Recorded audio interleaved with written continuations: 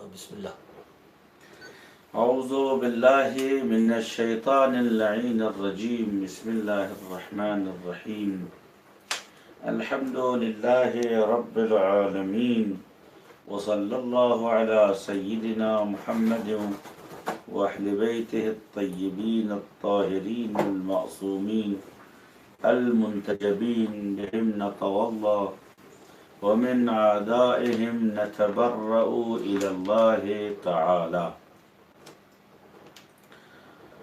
الحمد لله خالق الخلق وباسط الرزق فالق الإصباح ذي الجلال والإكرام والفضل والإنعام الذي بعد فلا يرى وقرب فشهد النجوى تبارك وتعالى.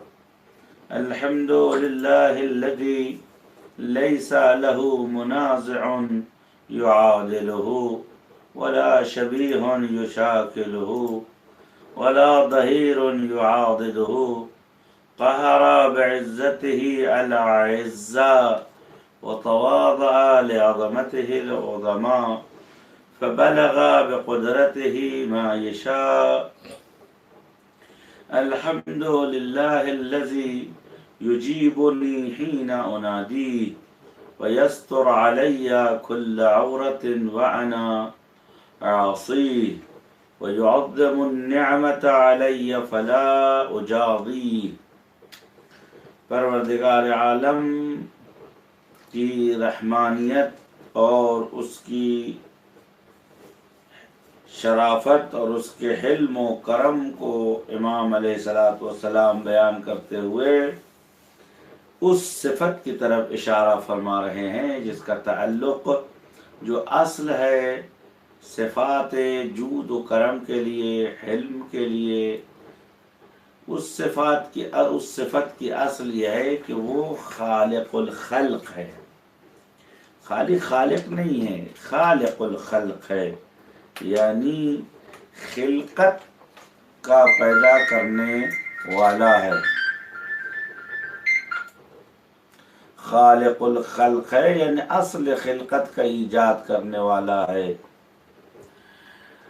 باسط الرزق، اور وہ خدا رزق کو ہر طرف منتشر کرنے والا ہے. فالق الاصباح، اور صبح کو ایجاد کرنے والا ہے. ذی الجلال والاکرام، صاحب جلال ہے اور صاحب اکرام ہے. والفضل والانعام، یعنی صاحب الفضل و صاحب الانعام، صاحب انعام ہے، صاحب فضل ہے.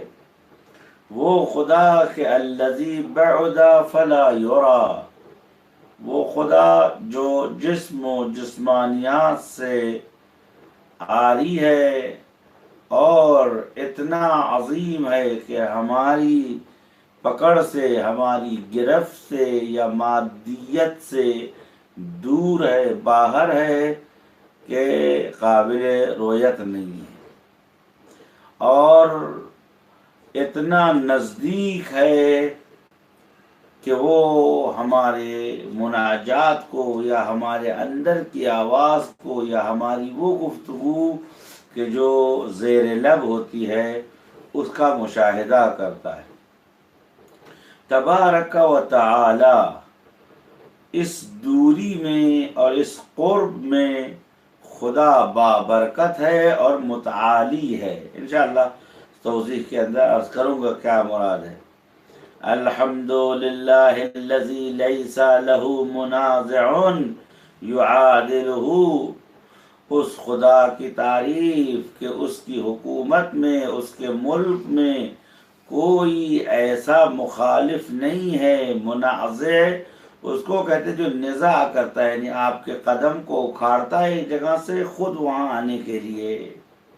یا النازع کے معنی ہوتے ہیں جڑ سے اکھاڑنے کے.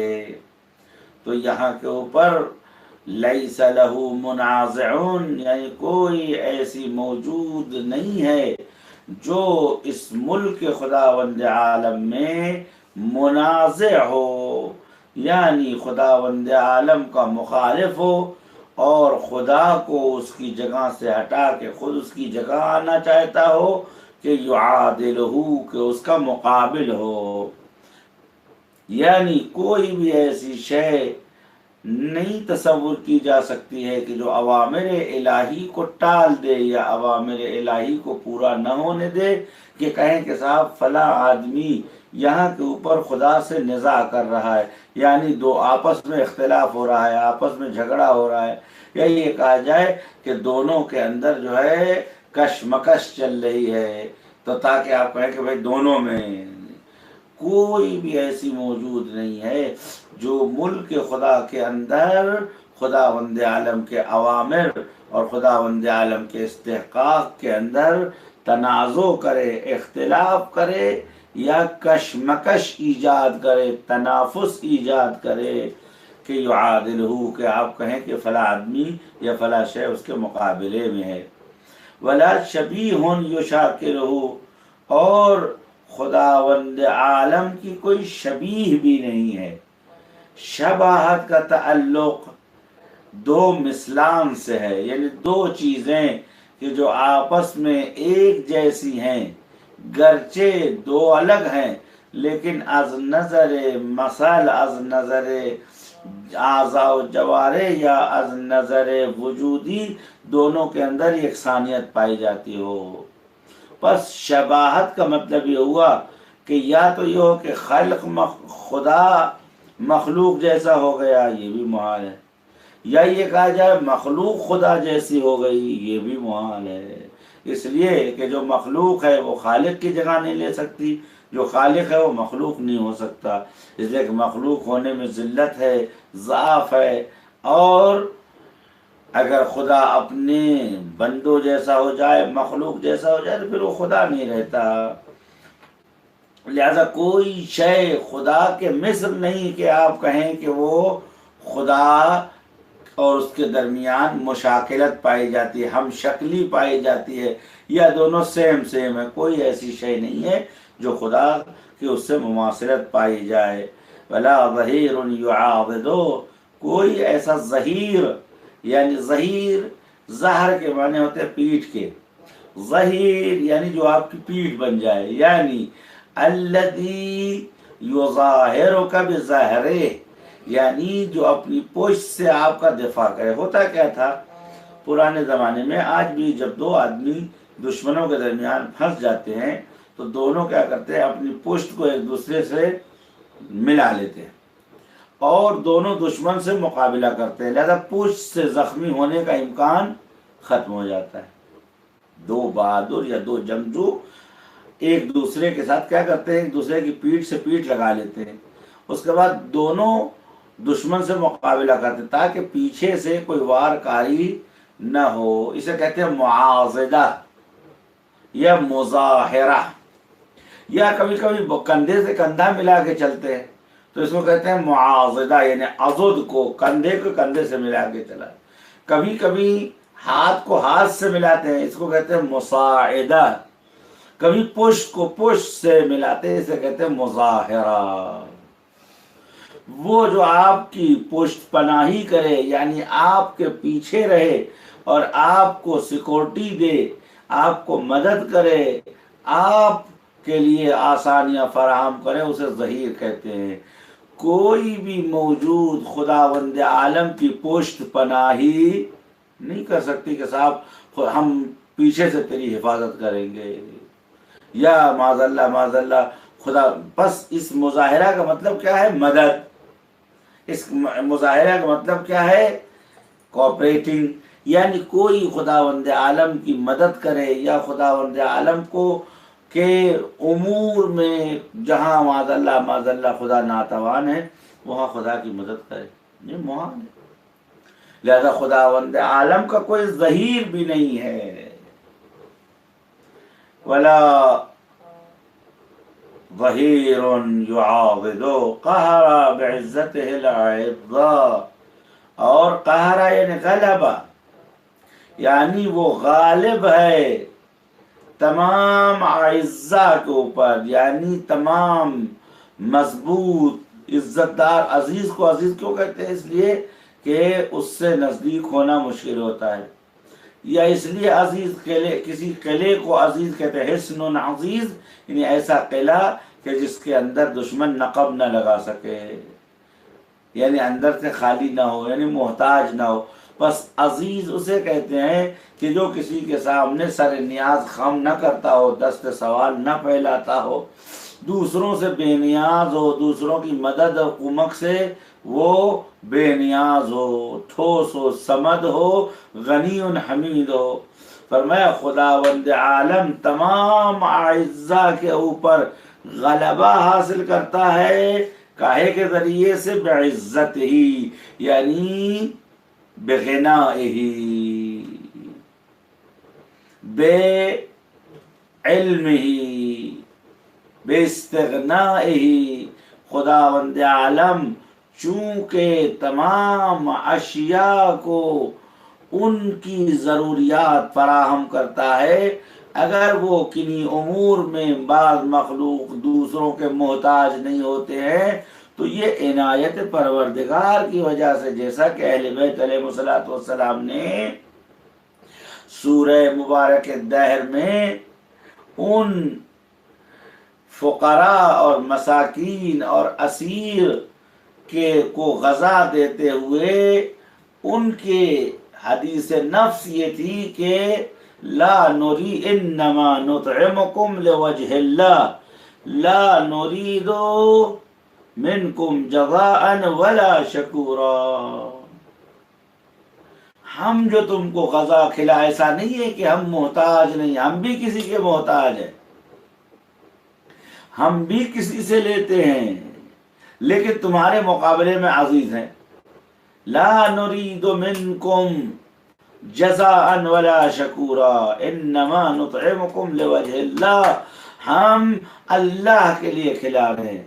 یہاں کے اوپر بھی مکنت ہے، ثروت ہے، ان فقراء کے مقابلے میں یہ سرمایہ دار ہیں، ان کے پاس مال ہے، اس کے پاس عزت ہے، شرف ہے، لیکن اس کے باوجود بھی یہ نہیں کہا کہ انما نطعمکم لاننا اعزاء، لاننا اغنیاء، لاننا کرماء، لاننا جوداء، لاننا فضلاء۔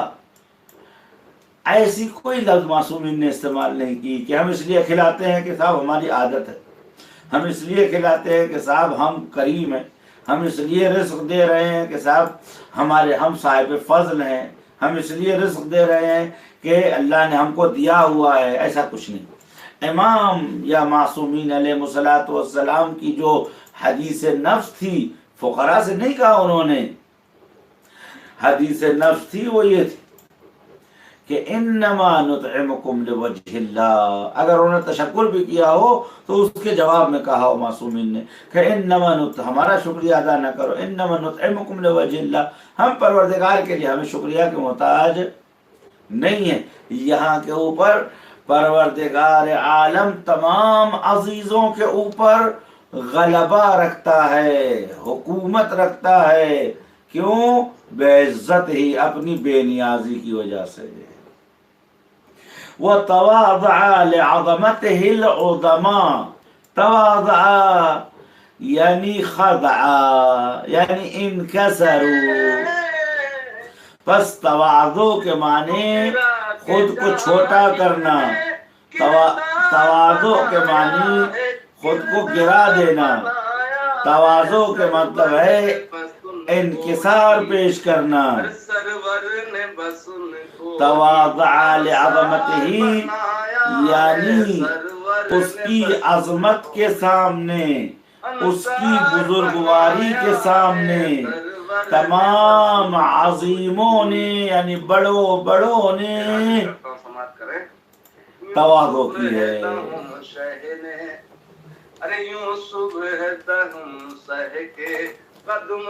وتواضع لعظمته العظماء، اور تواضع کی ہے، یعنی خود کو چھوٹا جانتے ہیں، اظہار خضوع کرتے ہیں، اظہار خذلان کرتے ہیں، اظہار تذلل کرتے ہیں اس کی عظمت کے سامنے، عظماء یعنی بڑے لوگ۔ ایسا یہ نہیں ہے کہ مثلا زبان سے اظہار کرتے ہیں، یعنی عظمت پروردگار اس قدر عظیم ہے کہ جو عظماء ہیں وہ بھی اس کے سامنے سر جھکا دیتے ہیں۔ آپ دیکھیں پاکستان کی وزارت خارجہ انک لن، قرآن مجید ان لوگوں سے جو زمین پر اکڑ کے چلتے ہیں، قرآن کہتا ہے تم زمین پہ لا تمشی فی الارض مرحا، زمین کے اوپر اکڑ کے مت چلو، آخر تم اتنے قدم بلند نہیں ہو کہ پہاڑوں سے اونچے ہو، اور نہیں تمہارے قدم میں اتنا وزن ہے کہ زمین کو پھاڑ دو۔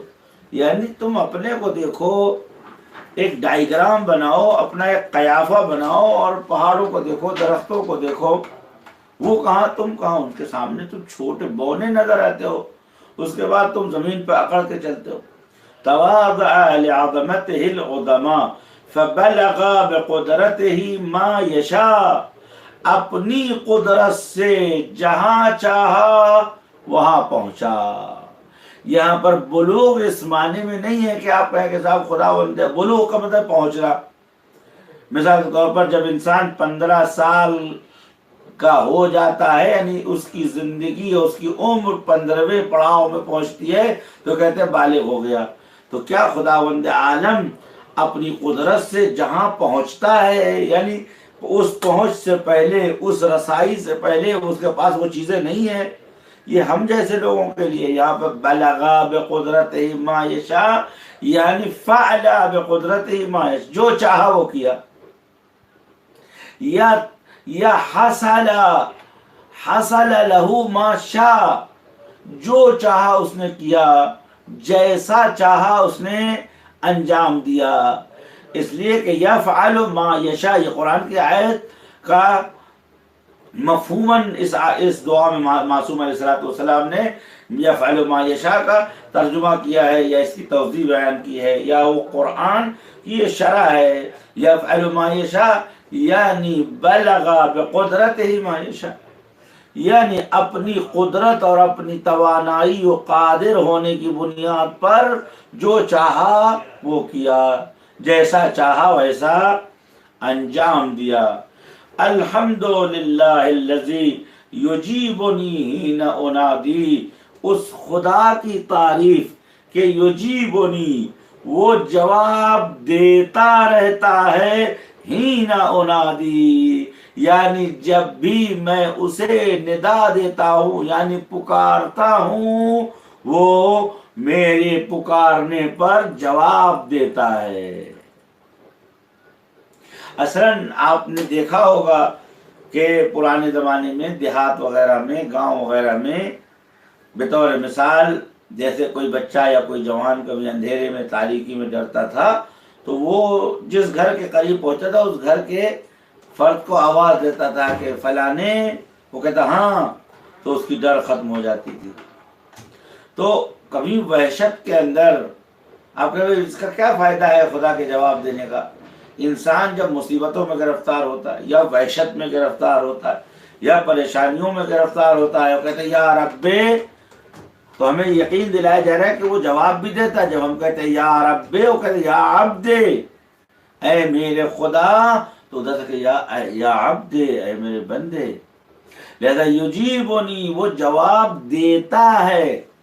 البتہ دیتا کا ترجمہ کاملاً ترجمہ درست نہیں ہے، عام طور سے ہی ترجمہ ہے۔ یہاں کے اوپر چونکہ مضارع دلالت کرتا ہے استمرار کے اوپر، یجیبنی یعنی ما دام یجیبنی، یعنی کلما انادی ہے فہو یجیبنی، جب بھی میں پکارتا ہوں وہ جواب دیتا ہے، یعنی دائماً ہوا یجیب ندائی، میری پکار پر ہمیشہ وہ جواب دیتا ہے۔ یہ تو بندے کی وہ حالت ہے کہ جب بندہ خدا کو پکارے۔ اچھا، اگر کوئی بندہ خدا کو نہیں بھی پکارتا ہے، جبکہ یہ انسان کی بد نصیبی ہے کہ انسان اپنے خدا کو نہ پکارے. انسان کی بدبختی ہے کہ انسان اپنے پروردگار سے لو نہ لگا سکے. کہتے ہیں کہ حضور سرور کائنات صلی اللہ علیہ وآلہ وسلم طائف میں بیٹھے ہوئے تھے علی ظاہر. دوسری روایت یہ ہے کہ آپ بطحا میں یعنی مکے میں ریگستان میں بیٹھے ہوئے تھے. خانہ خدا کے باہر کا ایریا جو ہے وہ ڈیزرٹ ہے، ریگستان ہے، وہاں آپ تشریف رکھتے تھے. بھوک کی شدت سے آپ کو تکلیف ہو رہی تھی، پیٹ پر پتھر بنا ہوا تھا، یہاں تک کہ جبرائیل سلام اللہ علیہ تشریف لے آئے.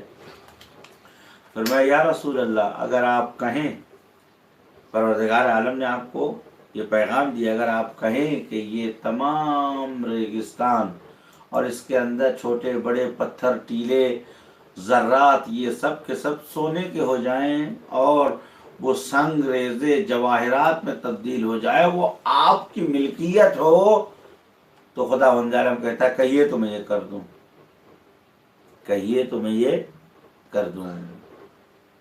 حضور سرور کائنات نے فرمایا جبرائیل جا کے خدا سے کہو محمد کو کیا ضرورت ہے. اسألک قرصۃ خبز، اے میرے معبود میں تجھ سے طلب کروں گا، مانگوں گا، تجھے سے مانگوں گا. قرصۃ خبز، ایک روٹی کا ٹکڑا یا روٹی کی ایک ٹکیا، ایک روٹی تجھ سے طلب کروں گا جب میں بھوکا ہوں گا. اگر دیا تو بھی شکر، نہ دیا تو بھی شکر، مجھے سونا چاندی کیا ہوگا. آپ دیکھیں، یعنی حقیقت مسئلہ یہ ہے کہ انسان جب تک خداوند عالم سے طلب کرتا ہے، خداوند عالم اس کی آواز کو سنتا ہے، جواب دیتا ہے. لیکن اگر انسان خدا سے طلب نہیں کرتا، کیا تب بھی خدا انسان پہ لطف کرتا ہے؟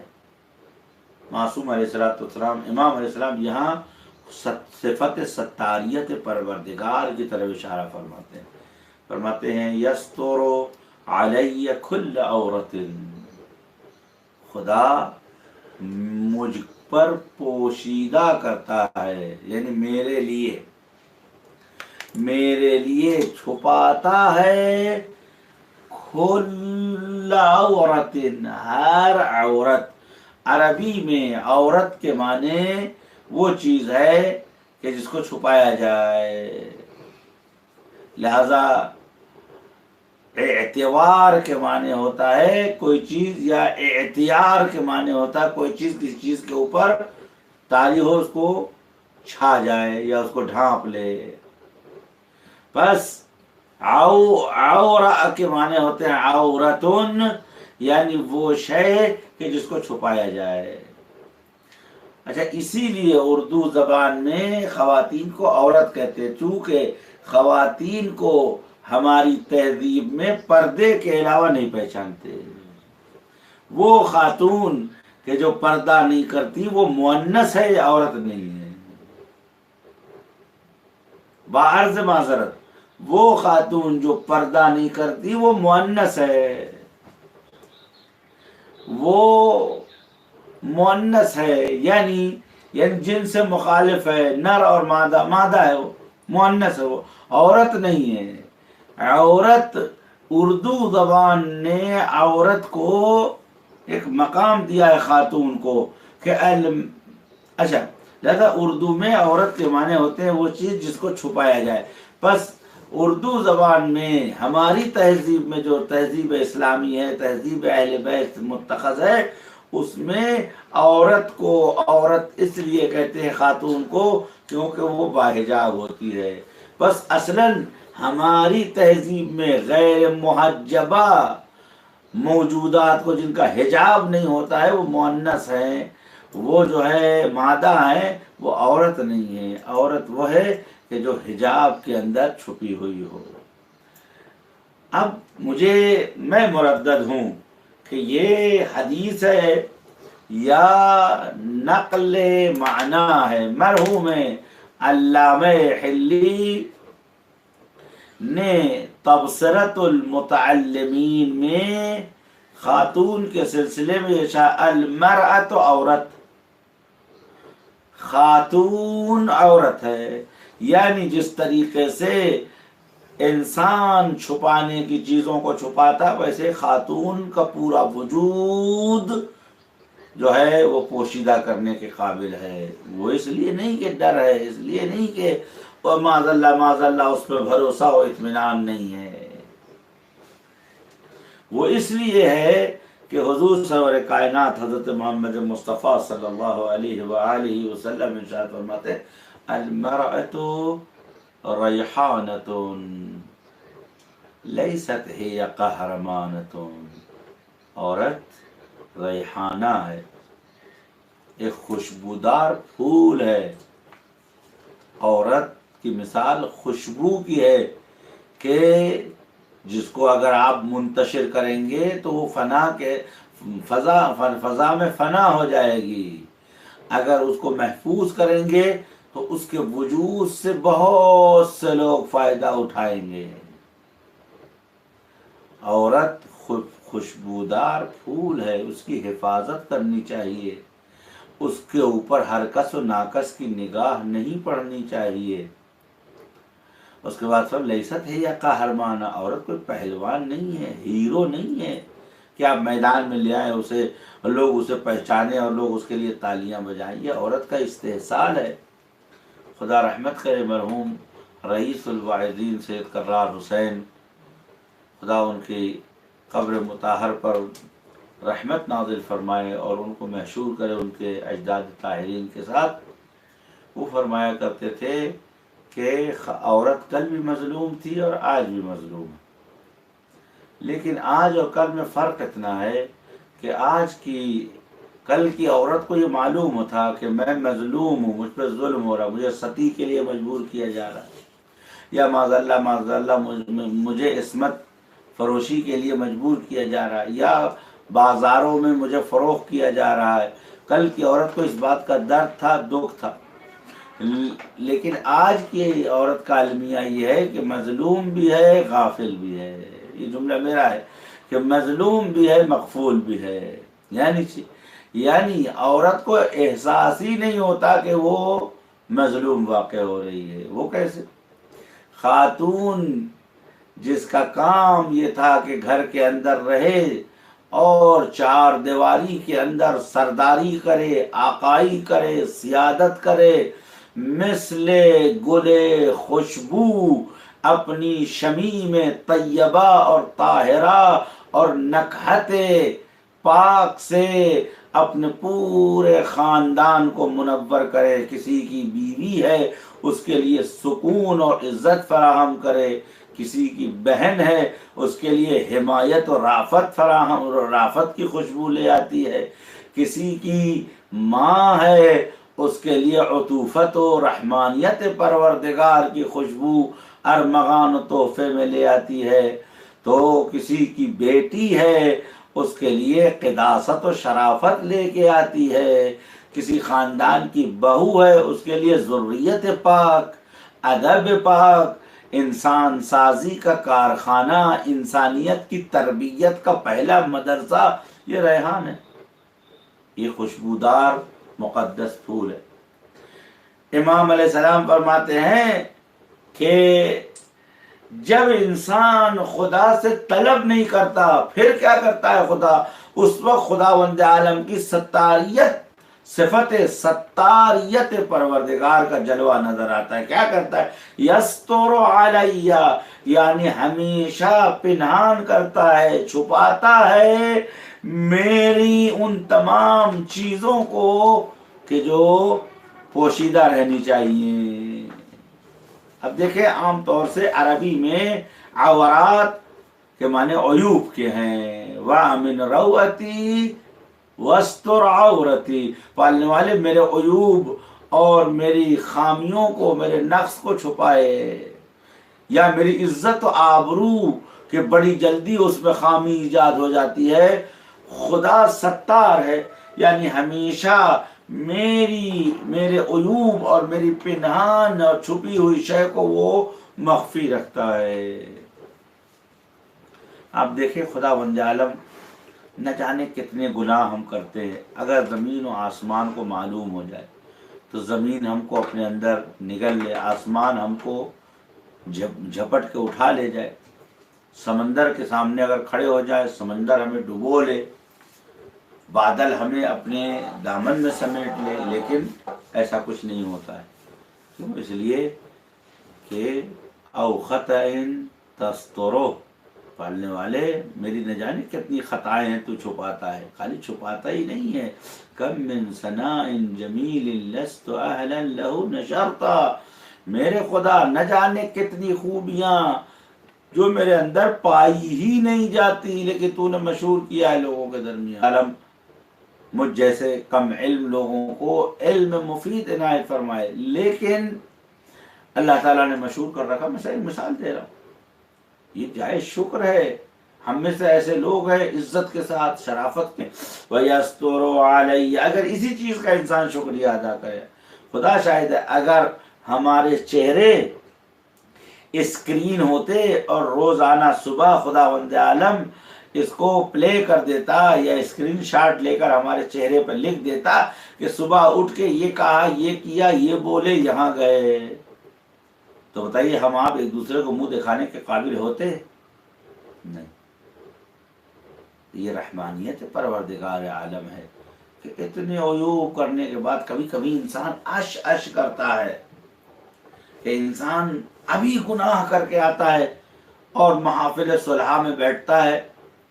میں بزرگان کی بات کر رہا ہوں، مرحوم سید عبدالحسین، مرحوم سید بہاؤالدینی رضوان اللہ تعالی علیہ،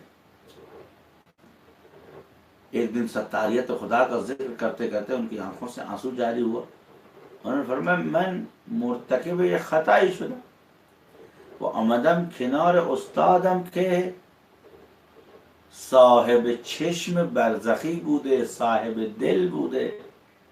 همین که در محضر او نشستم استادم به من عرض کرد فلانی برای من دعا کن، تو آدم خوبی هستی، علی الظاهر من تو را با صلاح دیدم، اهل گناه هم نیستی. فرمود که من شروع کردم به گریه کردن. مرحوم بہاؤالدین فرماتے ہیں کہ میں اپنے استاد کے پاس گیا، ایک خطا کی تھی، اشتباہ کیا تھا، شاید بعنوان مثال ہو، اشتباہ کیا تھا، استاد کے پاس پہنچا، استاد نے میرا ہاتھ پکڑ کے کہا کہ آقا بہاؤالدینی آپ جو ہیں سید ہیں، اولاد رسول ہیں، آپ ایک نیک انسان ہیں، آپ با تقوی انسان ہیں، آپ با فضل انسان ہیں، میں یہ دیکھ رہا ہوں کہ آپ گناہ سے بھی دور رہتے ہیں، میرے لیے دعا کیجئے۔ اور آقا بہاؤالدینی فرماتے ہیں کہ وہ استاد اہل دل تھا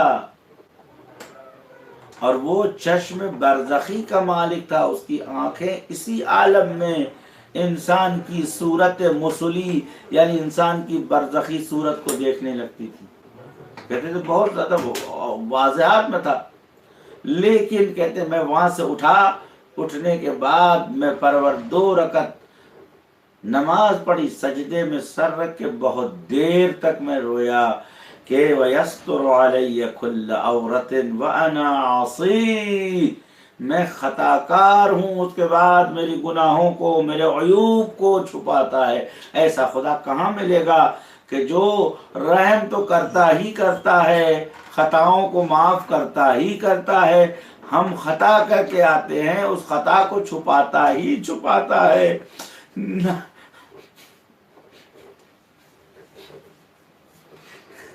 نہ تنہا وہ چھپاتا نہیں،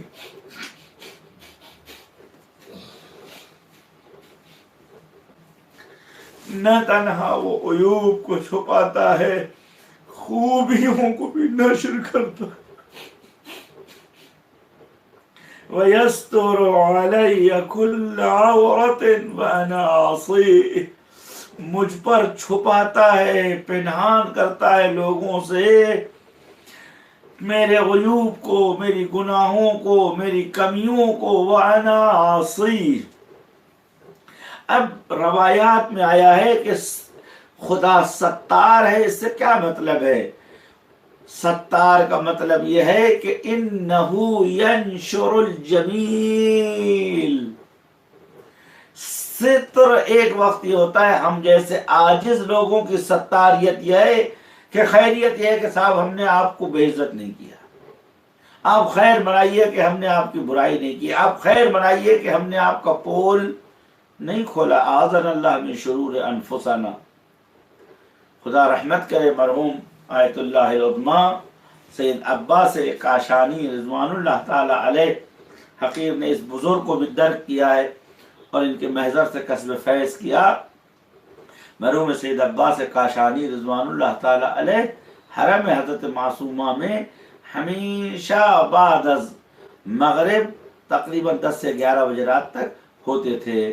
تقریباً 6-7-8 سال ہو گیا فوت ہوئے، اس سے زیادہ شاید نہ ہوا، 7 یا 8 سال ایک عرصہ گزرا ہے اس دنیا سے. خدا رحمت کرے ان کے اوپر جو ذوی الحقوق ہیں. مرحوم کی بارگاہ میں حاضر ہوتا تھا. ایک دن میں حاضر ہونے کے بعد ان کی خدمت میں کہ حضور ایک نصیحت فرمائیے. فرمایا فلانی آغای سید، اگر انسان شکر ان کند که خدا رسوایش نمی کند عمر نو هم کم میارد. فرماتے ہیں کہ آقای سید اگر انسان صرف خدا کا شکریہ اس لیے ادا کرے کہ خدا اسے رسوائے خاص و عام نہیں کرتا تو عمر نوح بھی اس شکریہ کے لیے کم ہے. دوسرا جملہ ارشاد فرماتے ہیں کہ نہ تنہا رسوا نمی کند، ستاریت خدا در واقع نشر حسن و جمیل است. خداوند عالم کی ستاریت کا مطلب یہ نہیں کہ وہ آپ کے عیوب بیان نہیں کرتا، بلکہ اس کی ستاریت کا مطلب یہ ہے کہ آپ کے اوپر حسن کی چادر چڑھا دیتا ہے، آپ کے اوپر جمال کی چادر چڑھا دیتا ہے، آپ کے اوپر خوبیوں کی ملمع کاری کر دیتا ہے. ابھی تو رابع بصری اپنے شعر میں، چونکہ میں روزے سے ہوں یہ شعر نہیں پڑھ سکتا، لیکن نہ شعر لمن الحکمہ رابع ادبیہ بصریہ یہ کہتی ہے کہ پروردگار عالم کی ستاریت کا مطلب یہ ہے کہ خداوند عالم یلبس القبیح لبس الجلیل، قبیح اور بری چیز کے اوپر لباس حسین پہنا دیتا ہے. اس کے بعد رابع ادویہ نے دوسرے مصرے میں یہ عرض کیا، وہ یہ کہتی ہے کہ نہ تنہا خداوند عالم یہ کام کرتا ہے بلکہ خداوند عالم اپنے قول کا پاس رکھتا ہے. یعنی جیسا خدا نے لوگوں کے سامنے ہمیں مشہور کر رکھا ہے ینزلنا منزل الخیر، جیسا مشہور کر رکھا ہے قیامت کے دن اسی گریڈ اور اسی رینج اور اسی مدارج و درجے کے اعتبار سے حساب کرتا ہے. یہ ہے ستاریت خدا. عجیب بات ہے، لیکن روایات میں حضور سرور کائنات حضرت محمد مصطفیٰ صلی اللہ علیہ وآلہ وسلم کے لیے قرآن میں آیا ہے کہ ہم تمام انبیاء کو ان کی امتوں پر شاہد بنا کے لے آئیں گے. وَجِئْنَا بِكَ عَلَىٰ هَٰؤُلَاءِ شَهِيدًا، اور آپ کو ان 1,24,000 انبیاء پہ گواہ بنا کر لے آئیں گے. گواہ کا مطلب کیا ہے؟ سیر اللہ، اللہ دیکھ رہا ہے اور اس کا رسول ہمارے اعمال پر ناظر ہیں.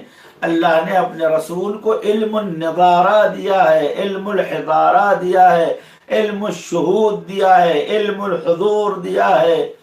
حضور سرور کائنات تمام اشیاء اور ائمہ طاہرین علیہ الصلوۃ والسلام حاضر و ناظر ہیں، لیکن کچھ ایسے عیوب ہیں، کچھ ایسے گناہ ہیں جو پروردگار عالم ستاریت کی وجہ سے روز محشر حضور سرور کائنات کے سامنے بھی نہیں لانا چاہتا. حضور عرض کریں گے پالنے والے تو نے تمام امتوں کے افعال کو تش تش بام کیا، پالنے والے میری امت کے افعال کو تش تش بام نہ فرما۔ البتہ امت سے مراد امیر المومنین کے چاہنے والے، غیر امیر المومنین کے چاہنے والے امت عرفی ہے، امت واقعی نہیں ہے، اس لیے کہ ید اللہ مع الجماع، الجماع ہوا جماعت علی ابن ابی طالب علیہ السلام، خدا کا ہاتھ جماعت کے ساتھ ہے، اور وہ جماعت امیر المومنین علیہ السلام ان کے چاہنے والوں کی، جب یا علی شیعتوں کا ہم الفائزون، یا علی شیعتوں کا انت و شیعتوں کا خیر البریہ، علی تم اور تمہارے شیعہ خیر البریہ ہیں، یعنی دنیا میں سب سے افضل مخلوقات جو تم ہو اور تمہارے چاہنے والے۔ انشاءاللہ خداوند عالم ہمارے جیسے گنہگار لوگوں کو شیعان امیر المومنین علیہ الصلوۃ میں قرار دے۔ خوب اس دن بھی پروردگار عالم حضور سرور کائنات پالنے والے امت کا حساب میرے ہاتھ میں دے دے۔ میں نہیں چاہتا کہ یہ لوگ مخزی ہوں، رسوائے خاص و عام ہو، یہود و نصارہ ہو، سابعین و ستارہ پرستان ہو، وغیرہ وغیرہ، زرتشتان و امثال غیرہ کے سامنے ان کو سر نہ جھکانا پڑے، ان کے سرفکندگی ایجاد نہ ہو، آواز آئے کہ میرے حبیب تمام علوم و اسرار آپ کے پاس ہیں، لیکن ان بندوں کے ان خطاؤں کے بارے میں پردہ ڈالتا ہوں۔ شاید ان میں سے کوئی بندہ آپ سے شرم کرتا ہو، وہ یہ چاہتا ہو کہ آپ کو بھی اس کی برائی کے بارے میں خبر نہ ہو، لہذا میرے حبیب میں اپنے بندوں کا حساب کروں گا، وَهُوَ أَسْرَعُ الْحَاسِبِينَ، أَنَا أُحَاسِبُ، میں اپنے بندوں کا حساب کروں گا۔ یستر مرحوم آیت اللہ محمد تقی بہجت کے لیے مشہور ہے، اور ہم سب یہ سوچتے ہیں کہ صاحب بہت مشہور بھی ہے کہ وہ جس کی نگاہیں نیچی رکھتے تھے، یقیناً ایسا ہی تھا، البتہ نہ اس لیے کہ لوگوں کے چہروں کا مشاہدہ کرنا چاہیے، اس لیے کہ ہمیشہ مرد شریف اپنی نگاہوں کو نیچے رکھے رہتا ہے، اس کی نگاہ کیمیا ہوتی ہے۔ آنکھیں خاک را با نیم نگاهی کیمیا کنند، آیا می شود نگاهی به ما کنند؟ بس معصوم حضرت آقای بہجت رضوان اللہ تعالیٰ نگاہ کو نیچے رکھتے تھے۔ بندے نے ایک دن سوال کیا کہ قبلہ آپ کو چشم برزخی حاصل ہے اور اللہ تعالیٰ نے آپ کو صاحب اسرار بنایا ہے، تو کیا آپ عیوب و اسرار کو دیکھتے ہیں؟ کہتے ہیں منہ پہ ہاتھ رکھ کے کہتے ہیں نہ خیر، خدا ستاریت را به احدی نمیدهد، خداوند عالم اپنی ستاریت کی صفت تقسیم نہیں کرتا، اور اگر جسے دیتا ہے وہ لوگ باظرف ہوتے ہیں، نہیں کرتے۔ مگر رسول خدا صلی اللہ علیہ وآلہ وسلم کو نہیں دیکھا آپ نے، بدترین افراد کے ساتھ زندگی گزاری آپ نے، لیکن کبھی زبان پہ آیا ان لوگوں کے قریب بیٹھتے تھے، 23 سال رہے ہیں جو منافق تھے، مشرک تھے، لیکن بظاہر مومن تھے، لیکن رسول خدا کے بیہیویئر میں، رسول خدا کے انداز زندگی میں، معاشرت میں کہیں آپ کو نظر نہیں آئے گا۔ کیوں؟ اس لیے کہ یہ کام خدا کا ہے، ہاں خدا نے محض اطلاع کسی چیز کی اطلاع دے دی ہے، بس یاد رکھیے کہ خداوند عالم کی ستاریت ہمارے لیے سب سے بڑا لطف پروردگار ہے۔ یستر علی کل عورت وانا عصی ویعظم النعمت علی فلا اجازی، وہ نعمت دیتا ہے، میں اس نعمت کو لے کر اسی کے خلاف استعمال کرتا ہوں۔ آنکھ دیتا ہے کہ میں اس سے مشاہدہ قدرت الہی کروں، آنکھوں سے تلاوت کروں، آنکھوں سے مناظر کو دیکھوں، آنکھوں سے دیکھنے کے بعد رنگ و نور و موجودات کو دیکھنے کے بعد عظمت خدا تک پہنچوں، ان آنکھوں سے اپنا راستہ معین کروں، ان آنکھوں سے نظارے جلوہ ربانی دیکھوں، میں معاذ اللہ ان آنکھوں کے ذریعے سے میں اشیاء محرم و حرام دیکھتا ہوں۔ کان اللہ نے سماعت کے لیے بنایا ہے کہ خوبیوں کو سنے، علوم سنے، معرفت سنے، اس کان کو میں استعمال کرتا ہوں لہو و لعب کے لیے۔ اللہ تعالیٰ نے زبان جیسی نعمت دی ہے کہ میں اپنے اندر موجود ان علوم اور خوبیوں کو ظاہر کروں، میں اس زبان کو وسیلہ و ذریعہ بناتا ہوں لوگوں کے عیوب کو بیان کرنے کے لیے، یا قہقہے کے لیے، مغلظات کے لیے، یا لہو و لعب کے لیے، یا بیکار امور کے لیے۔ خداوند عالم مجھے مال دیتا ہے کہ میں اس مال کے ذریعے سے اپنا پیٹ بھروں، اپنے مسائل حل کروں، اعزاء و اقارب کا پیٹ بھروں، ان کے مسائل حل کروں۔ اس مال کے ذریعے سے میں کسی کا گھر اجاڑتا ہوں، اس مال کے ذریعے سے کسی کی آبرو اچھالتا ہوں، اس مال کے ذریعے سے کسی کے قتل کا پروگرام بناتا ہوں۔ معاذ اللہ اعاذنا اللہ من شرور انفسنا من سبیل مثال، من باب مثال عرض کر رہا ہوں۔ نعمت خدا ملتی ہے، میں اسی نعمت کو خلاف خدا استعمال کرتا ہوں، لیکن پھر بھی اس کا حلم، اس کی ستاریت، اس کی رحمانیت منتہا نہیں ہوتی، ختم نہیں ہوتی ہے۔ وَيُعَظِّمُ النِّعْمَةَ، اور پے در پے مسلسل نعمتوں کو بڑا کرتا رہتا ہے، یعنی نعمتوں میں اضافہ کرتا رہتا ہے، نعمتوں کے دائرے کو بزرگ کرتا رہتا ہے۔ آج اگر اس نے میرے پیر میں چپل دی ہے تو کل مجھے جوتے دیتا ہے، اچھے جوتوں کے بعد میرے پیروں کے نیچے سائیکل، سائیکل کے بعد میرے پیروں کے نیچے کاریں، کاروں کے بعد میرے پیروں کے نیچے ہوائی جہاز، ہوائی جہاز کے بعد راکٹس، اور اس کے بعد نہ جانے کیا کیا میرے اختیار میں قرار دیا ہے۔ روز بروز جیسے جیسے میری کیپیسٹی بڑھتی ہے، نعمت کو عظیم کرتا جاتا ہے۔ یا تو عظمت نعمت کا مطلب ہے کہ روز بروز وقتاً فوقتاً نعمت کی عظمت بڑھاتا جاتا ہے، یا تو یہ ہے کہ نعمت پر نعمت اس قدر بڑھا دیتا ہے کہ یہ نعمت عظیم ہو جاتی ہے۔ یعنی اس طریقے سے فَيَرْقُمُهُ فَيَصِيرُ كَالطَّوْدِ الْعَظِيمِ، اتنی زیادہ نعمتوں کا انبار لگاتا ہے کہ یہ ایک ٹیلے اور پہاڑ کے برابر ہو جاتی ہے۔ وَيُعَظِّمُ مسلسل، میں نے عرض کیا کہ مضارع وہ بھی باب تصریف کے اندر جو ہے شدت اور استمرار اور بقا پہ دلالت کرتا ہے۔ یتصرف یعنی پوری توجہ اور پوری قدرت اور شدت سے اس چیز کو خرچ کر رہا ہے، اس کے اوپر اپنی مالکیت سمجھ رہا ہے۔ یعظم النعمہ، نعمت کو عظیم کر رہا ہے، یا نعمت کو وسیع کر رہا ہے، یا نعمت کو فراوان کر رہا ہے۔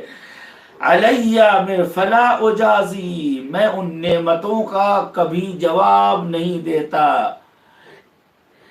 اصل میں اجازہ یہاں جائزہ سے ہے، یعنی کسی اچھے کام کے مقابلے میں کوئی اچھا کام، اسے کہتے ہیں جائزہ، اسے کہتے ہیں انعام۔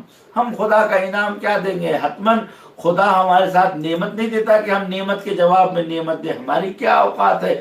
ہم جیسے بھوکے ننگے لوگ، ہم جیسے فقیر و مسکین لوگ خدا کو کیا ہم جزا دیں گے؟ یہاں اعجازی ہے کہ کچھ نہیں کر سکتے ہو تو کم سے کم لفظی طور سے ہی ادا کر دو، زبان سے ادا کر دو، دل میں یہ خیال رکھو کہ تیرا شکریہ، ہم تو اس لائق نہیں ہیں لیکن تو نے نوازا ہے۔ ہم نعمت پہ نعمت خدا مسلسل دیے جا رہا ہے، نعمتوں کو عظیم اور بڑا کرتا جا رہا ہے، وسیع کرتا جا رہا ہے۔ فلا اجازی، اور میں ہرگز اس کی نعمت کا بدلہ نہیں دیتا، یعنی ایک شکر بھی ادا نہیں کرتا۔ فَكَم مِّن مُوهِبَةٍ حَنِيَّةٍ قَدْ أَعْطَانِي،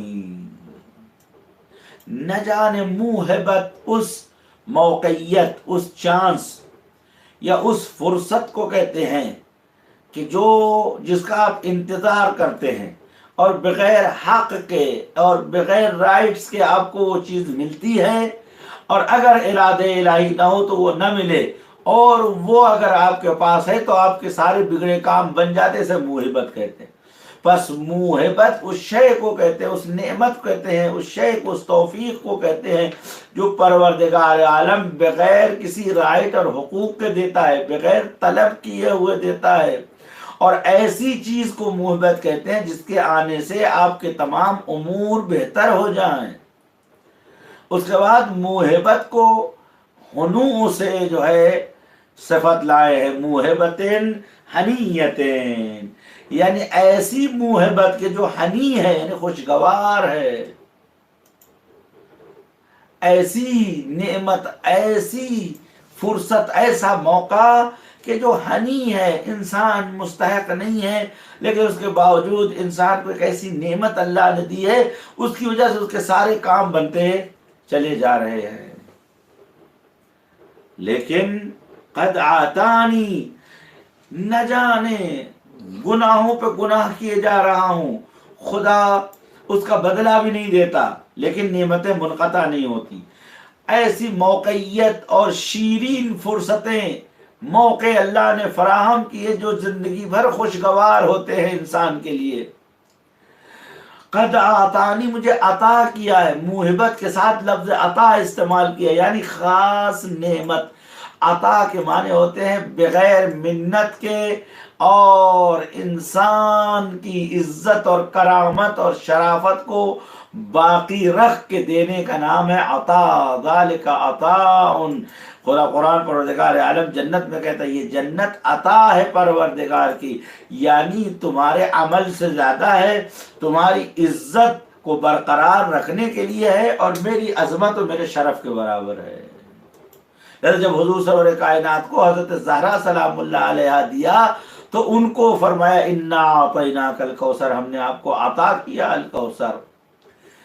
انسان کے گھر میں سناٹا ہوتا ہے، ایک بیٹا دے دیتا ہے، یہ بیٹا پورے نقشے کو بدل دیتا ہے۔ جس باپ کو طہارت اور نجاست کا شعور نہیں ہے، جس گھرانے کے اندر کسی کو خدا سے لگاؤ نہیں ہے، اس گھرانے کو شرافت میں بدل دیا۔ اس گھر میں سب نمازی ہو گئے، اس گھر میں سب اہل علم ہو گئے، پورا گھر اظہار نظر کر رہا ہے اس ایک بیٹے کی وجہ سے، جبکہ ماں کو بھی معلوم ہے، باپ کو بھی معلوم ہے کہ یہ مستحق نہیں تھے اس اولاد کے، لیکن کم من موہبت ہنیت قد آتانی، اتنے گناہوں کے باوجود بھی ایک موہبت خداوند عالم ہم کو عطا کرتا ہے۔ اگر ہم اپنی زندگی میں حساب کریں، دنیا کا بدترین انسان، بدقسمت سے بدقسمت انسان اگر بیٹھ کر حساب کرے تو اس کی زندگی میں کچھ چیزیں ایسی ہیں کہ جو کسی کے پاس نہیں، اسی کا نام موہبت ہے۔ شکر خدا ادا کرنے کے لیے انسان کو غور و فکر کرنے کی ضرورت ہے۔ کم من موہبت حنیت قد آتانی، نہ جانے کتنی موہبتیں، نہ ایک دو، ہماری زندگی میں نہ جانے کتنی فرصتیں گناہوں کے باوجود، غفلتوں کے باوجود، کمیوں کے باوجود دیتا رہتا ہے۔ وَعَظِیمَةٍ مَخُوفَةٍ قَدْ قَفَانِی، اور خدا نے عظیمہ مصیبت، عظیمہ کے معنی مصیبت کے ہیں، البتہ یہاں پر مصیبت عظیمہ ہے اصل میں، جو والحذف معیولا منہ جائز، جو جملہ واضح ہے اس کو حذف کرنا ادبیات کے اعتبار سے، گرامر کے حساب سے جائز ہے۔ تو یہاں پر ہے کہ وعطانی وعظیمت، یعنی مصیبت عظیمت مخوفت قد قفانی، یہ مصیبت کی صفت ہے۔ یا شیء، یا شیء یہاں پہ نان ہے، یعنی ایک وہ شے جو میرے لیے عظیم ہے۔ یہاں عظیم بمعنی سنگین و بھاری کے ہے، عظیم یعنی قابل برداشت نہیں ہے، وہ مخوف اور ڈراؤنی ہے۔ نہ جانے کتنی بڑی مصیبتیں اور ڈراؤنی مصیبتیں کہ جو آئندہ کو بھی خطرے میں ڈال دے اور ہماری زندگی کو تاریک کرنے کے لیے ہم پر آتی ہیں۔ قد کفانی، وہ آگے بڑھ کے اس نے ہمیں ہر چیز سے بے نیاز کر دیا، وہ ہمارے لیے کافی ہو گیا۔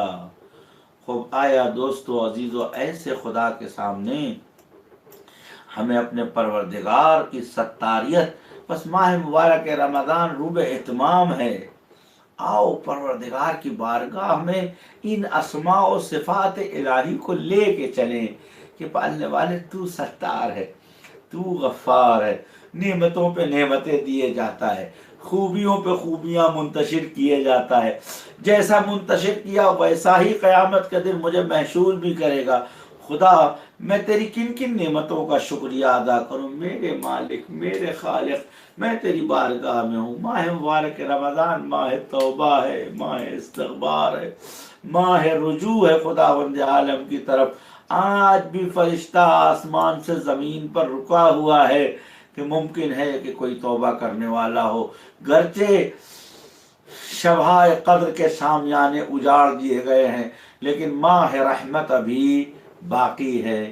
ان باقی دنوں میں ببرکت اہل بیت علیہ الصلوۃ والسلام اس دعا جس دسترخوان پر ہم بیٹھے ہیں، کبھی آپ نے سوچا ہوگا کہ امام معصوم علیہ الصلوۃ والسلام نے ان دعاؤں میں کیا ہمیں پیغام دیا ہے، کیا تعلیم دی ہے۔ ان دروس کے رکھنے کا مقصد صرف ایک ہے میرے دوستو عزیزوں، علوم و معارف اہل بیت کے در سے لو، ان کے در سے آپ کو علوم و معارف نہیں ملیں گے، یہی ہمیں صحیح راستہ دکھائیں گے۔ ہماری بندگی کو ہماری زندگی کا سب سے حسین اور سب سے خوبصورت نعمت بنا کے پیش کرنے والی شخصیت کا نام ائمہ معصومین ہے۔ خدا تجھے تیری ستاریت کا واسطہ، تیری غفاریت کا واسطہ، خدا ہمارے گناہوں کو معاف فرما، خدا ماہ مبارک میں ہمارے مختصر اعمال کو قبول فرما۔ خدا تیرا کام ہے قبیح کو جلیل بنانا، اللہم جللنی بعطائک و سترک، اللہم اعنا علی تادیت حقوقک و رضائک و عبادتک، اللہم صل علی محمد و اہل بیتہ الطیبین الطاہرین، ربنا آتنا فی الدنیا حسنہ وفی الآخرۃ حسنہ وقنا عذاب النار۔